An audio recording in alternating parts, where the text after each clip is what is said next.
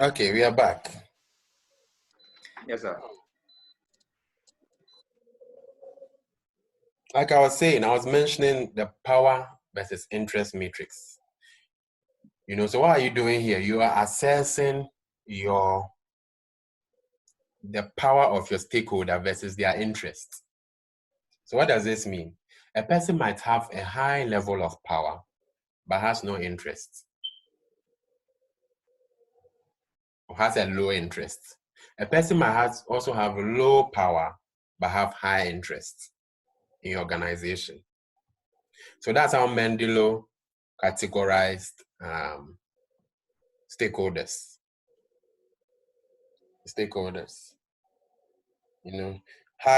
Their power versus their interests.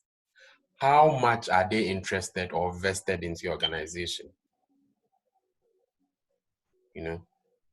How much?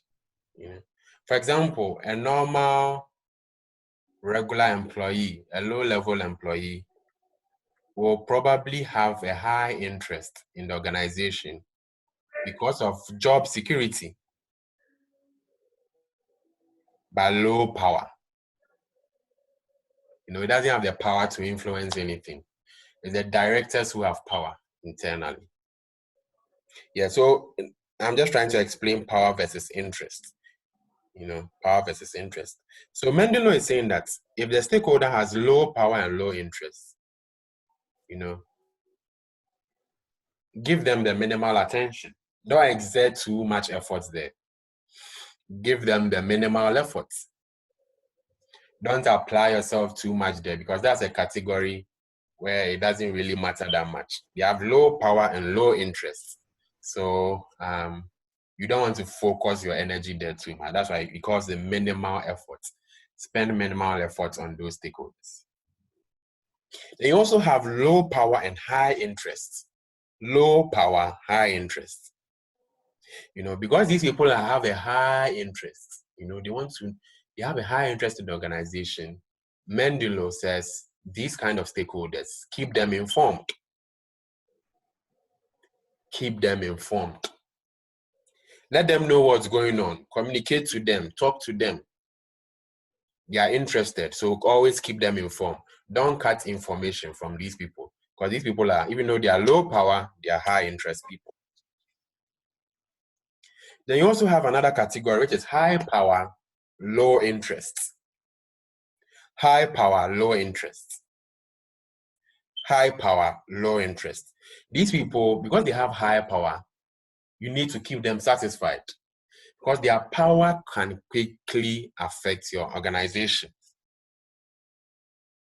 Their power can quickly affect the organization. A politician, for example, has a high power, so you want to keep him happy. You want to keep him satisfied, because any decision, they can wipe out your business if they want to at any point in time. They also have high power, high interest. The Mendeley says this is a key player. So this is somewhere you want to concentrate your efforts on. If the person has a high power and high interest, this person is a strategic player. It's a key player in the organization or outside the organization. So this is basically your power versus interest matrix in a nutshell. It categorizes the various stakeholders you have and how to address them and how to relate to them. You don't relate to the same way. You don't relate to every human being the same way. The way you relate to your parents is different from the way you relate to your colleagues at work. So Mendeley is proposing the same way. It's the same thing, saying that all stakeholders are not the same. Some have high power, some have low power, some have high interest, some have low interest. And he provided recommendations on how to address them. They also have the position versus importance matrix. Position versus importance matrix. And it says that if a stakeholder has an opposing position versus low importance, that stakeholder is a problematic stakeholder. So what does opposing position mean? You know, an opposing position is basically a standpoint that opposes you as an organization. So they seem to, like a pressure group, they are constantly opposing what you do as an organization. There are stakeholders in the environments that may be that kind of stakeholder. So they have an opposing position as opposed to a supportive position. So an opposing stakeholder, which has a low importance, is like a problematic stakeholder. An opposing stakeholder with a high importance is described as an antagonistic stakeholder. Antagonistic stakeholder. Antagonistic stakeholder. So they are more antagonistic. They seem to be like fighting against the organization. Then we also have supportive, those who have a supportive position but have low importance. You know, they are supporting you, but their relevance is low. So they are low priority. Low priority. Low, they are very, very low priority. You know, even though they are rooting for you and they are cheering you on, they are not that important. They are not that important. Then you also have the supportive stakeholder with high importance. This one is referred to as a supporter. You know, they are supporting you, they are also relevant, they are also important. So they are regarded as a supporter. And these are stakeholders you need to really, really cherish. Very, very, very crucial. Very, very crucial. So these are basically two models that you can use to do your stakeholder mapping.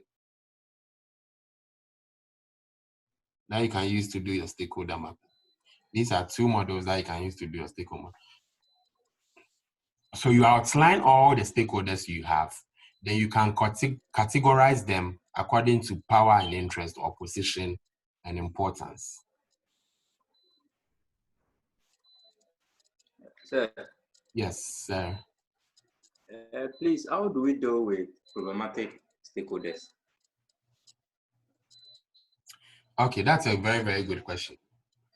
And we'll be talking a lot more about these models, but if you've asked, I think we can talk about it. So you deal with problematic stakeholders by, first of all, through communication. You know, through communication, you try to identify what exactly is their problem. That's why they are problematic. So you try to identify what is their problem, try to manage the problem, and create allies. Create allies within that group. So if the stakeholder is problematic, like it's maybe it's some small pressure group in a village that is saying you need to employ the villagers. You need to understand what exactly their problem is, right? Manage the problem. When you identify the problem, then you go ahead to manage the problem. You might not be able to entirely solve the problem, but you manage the problem and create allies within that group.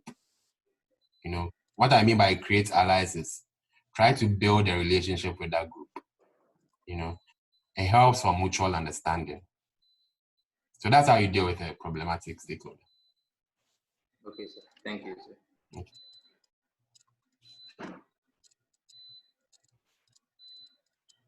Okay, so let's talk a little bit about environmental analysis. You know, we mentioned that organizations exist within a context, which is an environmental context. You know, and the environment is basically an environment is basically the outside factors that influence an organization. You know, the external factors that influence an organization. So when we talk about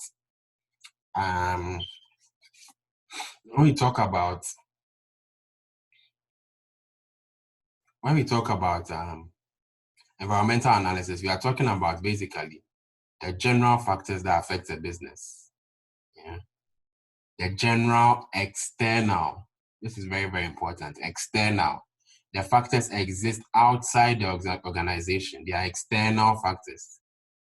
External factors that exist outside the organization that influence the organization. So we are doing an analysis of those things, And the purpose of environmental analysis, it helps you to, understand, the environment you're operating in. The environment you're operating in, Because if you don't understand the environment you're operating in, that's why certain companies go into certain environments and they fail totally. They fail totally. You see the way Glow came to Ghana. Glow was doing amazing in Nigeria. They came to Ghana and they completely failed. It was a total disaster. Total disaster. I'm not sure anyone bought few people bought a Glow chip, but it was a total disaster. They tried to recover, but it didn't work. So you have to understand, the purpose is to understand the environment within which your firm operates and the factors that drive, the environment within which your organization operates. I don't know if Glow did a proper environmental analysis. They probably would have understood the Ghanaian customer a lot better. The Ghanaian customer can complain, but will barely make a change.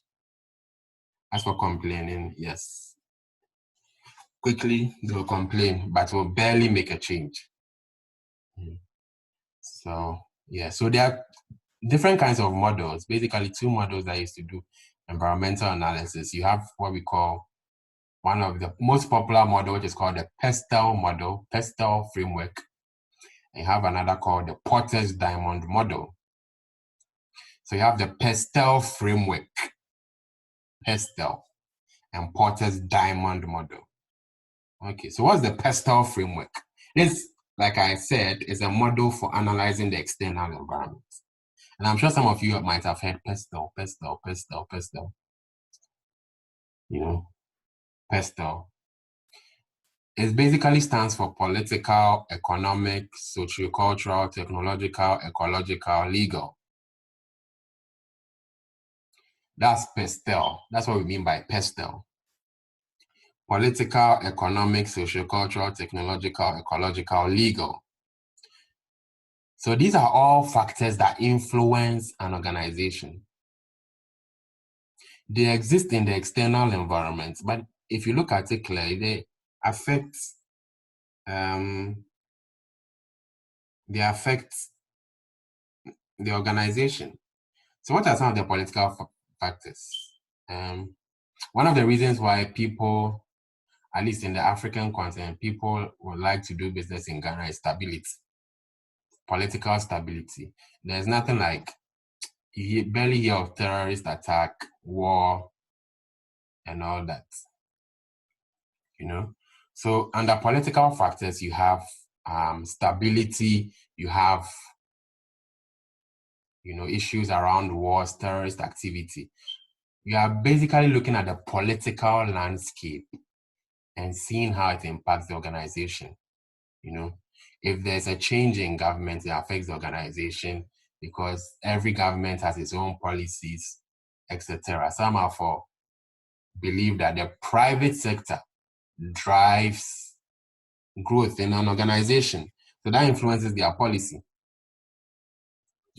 So you have the political side, and under the political side, these are some of the things you should be thinking about.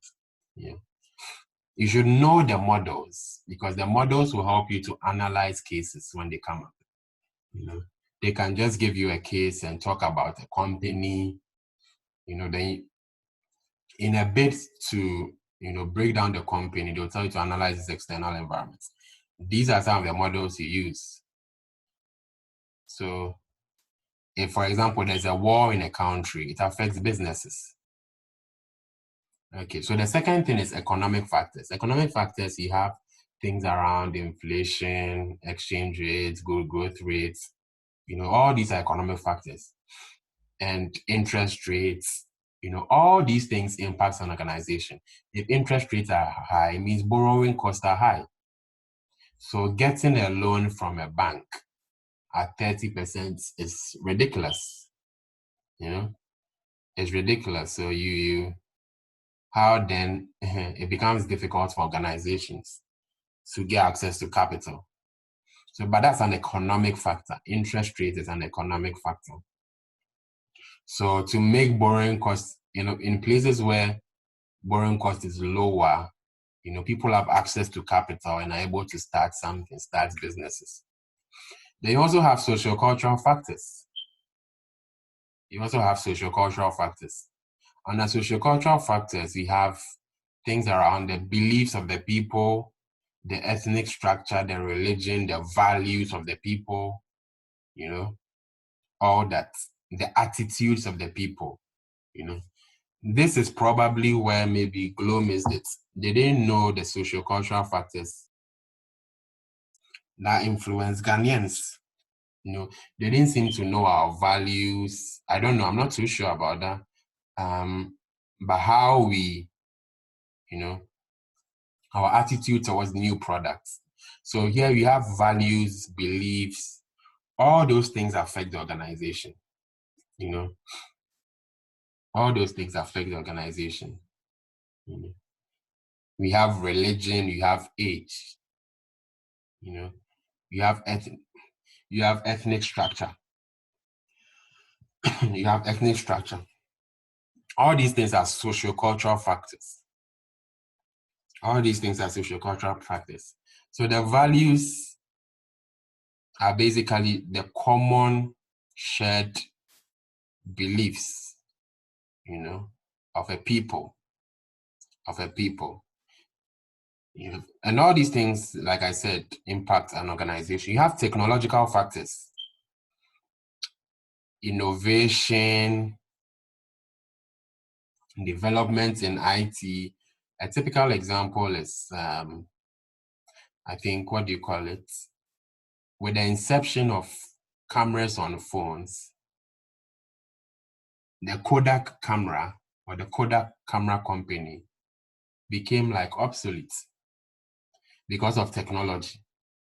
Technology wiped out a lot of businesses. Now we do not have cassettes. We do not have cassettes. People are getting, can just send you music, through WhatsApp, or go to Apple, iTunes and download a song. So the days of cassettes and cassettes for movies have become totally obsolete. Technological factors. Then you have ecological factors. This is more around environment, so things like around carbon emissions, legislations around the environment, particularly around the environment, laws in terms of keeping the atmosphere clean, keeping the environment clean, ensure that there's a reduction in carbon emissions, etc. Those are ecological factors, and all those things influence an organization. Influence an organization. So, for example, if you go to Singapore, where they have strict environmental laws, it influences the way you operate. So you can't go there and operate maybe a corn milling business where you are constantly polluting the environment. You can't do that there. Ecological factors. Then you have legal factors. Legal factors are basically laws. Laws from company laws to national laws. All these legal factors influence an organization's tax laws. It all influences an organization. So all these things are factors within the external environment, which has an impact on an organization. The limitation of this model is great, but the limitation of this model is it's not a quantitative model.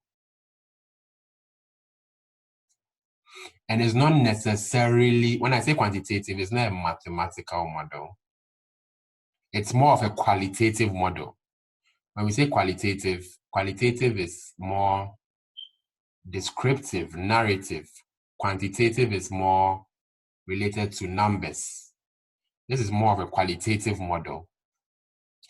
And it helps you to assess your present and your past, not necessarily your future, not necessarily that.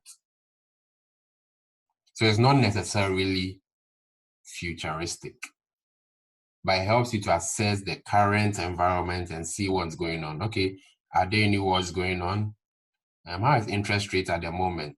You know, what are the cultural beliefs of this group of people? So those are some of the limitations of the PESTEL model. Otherwise, it's a great model that you can use to analyze the external environment. Then you move on to Porter's diamond. You know, Porter's diamond. The reason why it's called a diamond is because it has 4 factors. 4 factors. It says that there are basically 4 factors that influence national competitive advantage. And Porter is proposing that nations, economies also have competitive advantage. Nations have competitive advantage. You know, nations have competitive advantage.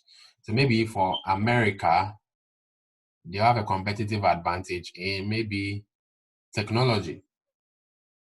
Maybe Germany to be cars or engineering. Could be anything, but basically Michael Porter, who came up with this model, is saying that nations have competitive advantage. He's talking about national competitive advantage. National competitive advantage. So there are 4 influences, you know, that produces that national competitive advantage. First, we have firm strategy, their structure and rivalry. It's basically saying that the quality of the strategy of the firms in a nation and the extent of competition produces national competitive advantage. You know, so if firms are more strategic, more forward-looking, you know, embrace healthy competition, you know, a nation will become competitive in that sense. Number 2, favorable factor conditions. For example, if economic inputs are reasonably expensive or reasonably cheap, then it also helps you to produce national competitive advantage. You know, so for example, if your land is cheap, if your labor is cheap, if your capital is cheap, all these things help you to produce national competitive advantage. In China, they have cheap labor. You know, they have cheap, not even in China, in the Philippines, yes. In the Philippines and in other areas, you know. Nations like America and other nations go for I know some people in the US go for virtual assistants in the Philippines, you know, because their labor is cheaper. You know, so a nation will produce competitive advantage on that basis. Then you also have demand conditions. Demand conditions. When demand is high, when local demand is high, it also fosters national competitive advantage. When demand conditions are high, when there's demand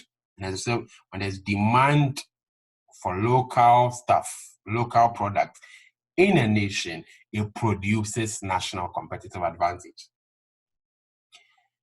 Then the last part of the diamond is related and supported industries. Related and supported industries. For example, in the Silicon Valley in the US, there are a lot of, because it's a tech zone, there are a lot of support industries or related industries within the area.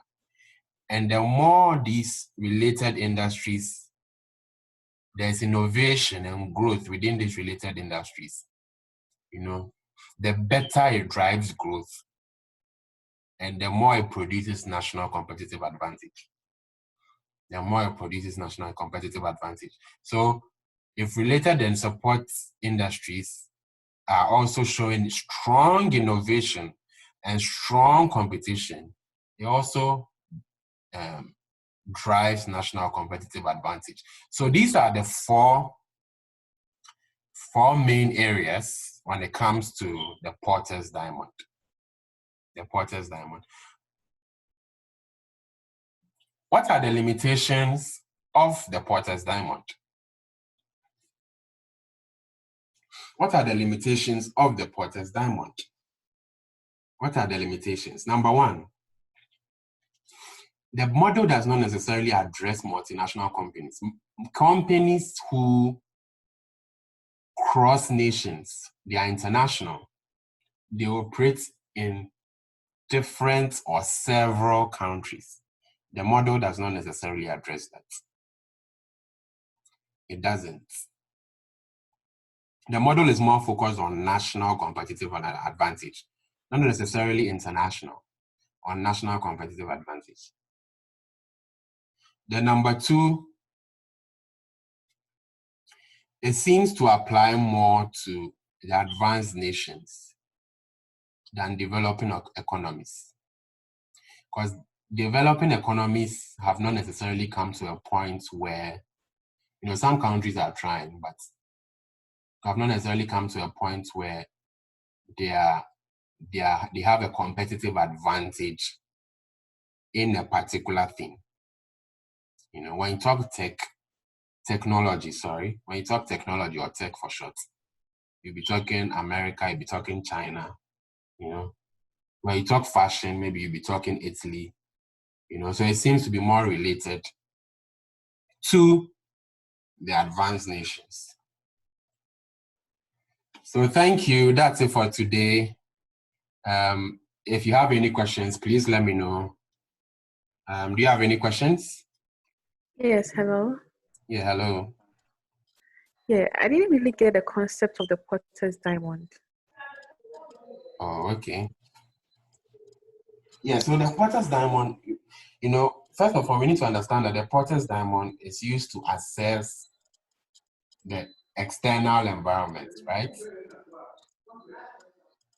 It's used to assess the external environment.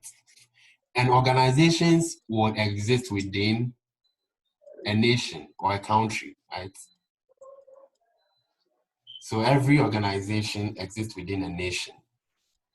Okay. Do you see? Okay. I hope you are getting me. So that's how the Porter's diamond fits in here. The Porter's diamond is looking at things from a national perspective.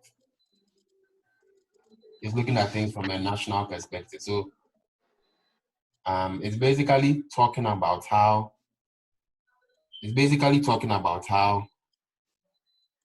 nations achieve competitive advantage. It's basically talking about how nations achieve competitive advantage. But how it achieves competitive advantage is dependent on the organizations that are in it.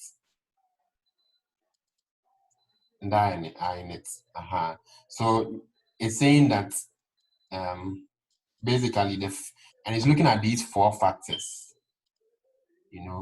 to describe that.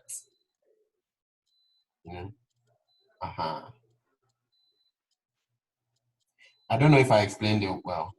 Is it okay? Yes, it's okay. Thank you. Yeah. So it's from a national perspective. You are looking at things from a national perspective, and you are saying that when you exist in a particular nation, there are certain things in that environment that influence your organization, basically. There's a way of doing things. For example, when you are operating in Ghana, if you take favorable factor conditions, maybe capital may not be easily accessible because interest rates are high. But maybe if you go to Rwanda, it's cheaper. So that's how to look at it. But this is from a national perspective here. Anyway, are there any other questions? Okay, thank you. Hello, sir. Yes, please. Please, I wanted to ask. I remember there was also something called Porter's 5 forces. I also developed by Michael Porter. I don't know if it's the same as the what we are talking about over here, the Porter's diamond, because over there were 5, but then over here there are 4. Yeah, so Michael Porter has developed it quite, he's very, very influential in like management theory and strategy. So that's also another model of his that we'll be talking about.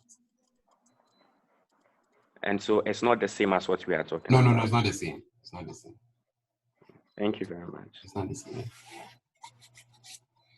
But we'll be talking about it. Any more questions, please?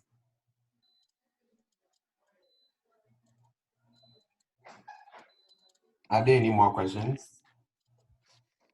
So just to mention, if you have any questions, I'm sure you have you can find my WhatsApp number. So I'll just send a text on the group. You can call me or text me to ask me a question. Or if you need help on something, you can certainly call me as well. I'll send a recording on the group and I'll put my slides on the group as well. If you have any problem, maybe you might not be able to ask the question here for whatever reason, but you can text me or call me or let me know what question you have, then I'll respond to you. Please, any questions?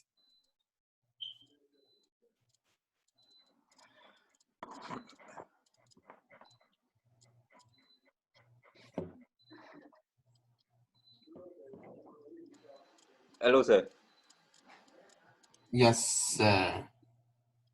Yeah, sir, please, if assuming a company wants to embark on the cost leadership, and the company is operating in a nation where, let's say, the favorable factor conditions, we have higher labor, will it affect the business activity of that company?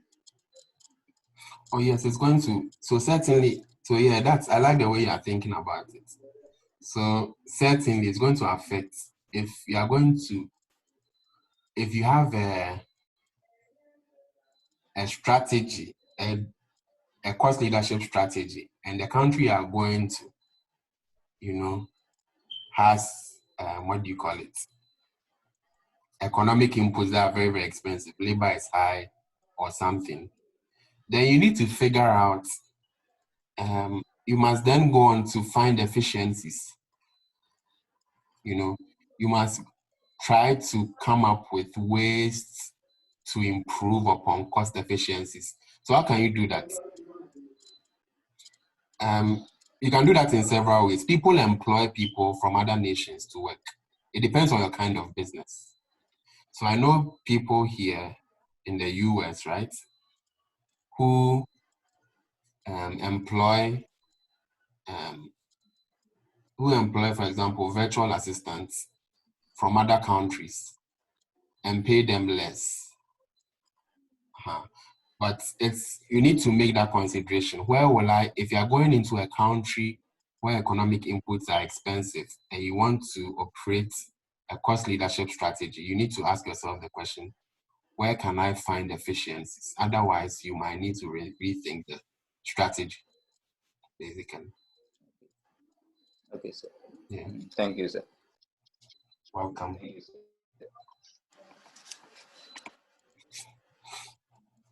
Any more questions, please?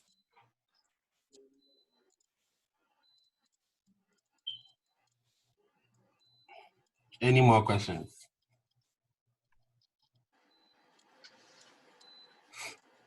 Okay. It seems there are no more questions. Okay, so, if you have any questions, you can simply text. I'll share the recording and share, what do you call it? I'll share the recording and share the slides as well. If you have any questions, you can just message me. Then we take it from there. So I think that will be it for today. And okay. Hope you enjoy the Okay. class. Yeah. Yeah. So, do you guys have any problem with the online, or we should still For continue now, with it? Now at the I'm moment, the lecturer thinking. please, is the lecturer in Ghana? No, It please. seems it's out of the country. Yeah, I'm in the US. I think I So prefer it the will be difficult for us. face. Can't we get face to face? Okay, Evelyn, you said you want the face-to-face one, Yeah. or it's not? Or Amanda? I prefer this one. Yeah, this is the okay. online. But if it had not been the network challenge, You are facing network challenges at your end, sometimes, Okay. but it's not. But- It's okay for now. But I The always recording share, will be I always share the recording. the Okay, recording okay, will okay. be available. That will be. So anywhere you missed Biano, you can easily get that side. And in case you even miss a class, if you even miss a class, you still have the opportunity of going through it, Listening. right? At your own time. But when it's face to face, when you miss the class, that's all. Unless you see a colleague, for the colleagues to explain to you. So if you still have problems, maybe if you are shy to tell me now, you can get back. You can get back to me. It's okay. Yeah, It's then okay. we will see how best we can deal with it. Yeah. Evelyn, are you okay with the online? Or you want a face-to-face class? You said, am I okay with the online? No, I think Evelyn. I think Evelyn. also. I think it was rather Amanda. Amanda who went the face-to-face one. Oh, okay. Is Amanda online? The online is. I'm still rooting for the face to face. Oh, okay. But you want to see me personally? Yeah. You want to see me personally? Then I can show my face. I'm not that handsome, but I can show my face. Oh no, it's not that network challenges and also having to buy data. It's not like for every session. Oh, okay. Okay. Today's class is just the overview, right? Yeah, we'll now go into details. Yeah, so today you will go into details on all the various topics for you. Yeah. So I'll still be on standby. If you have any problem, let me know. Then we can decide finally, right? So, I want to ask if there will be time for answering of past questions and other stuff. Oh yeah, for sure. There will.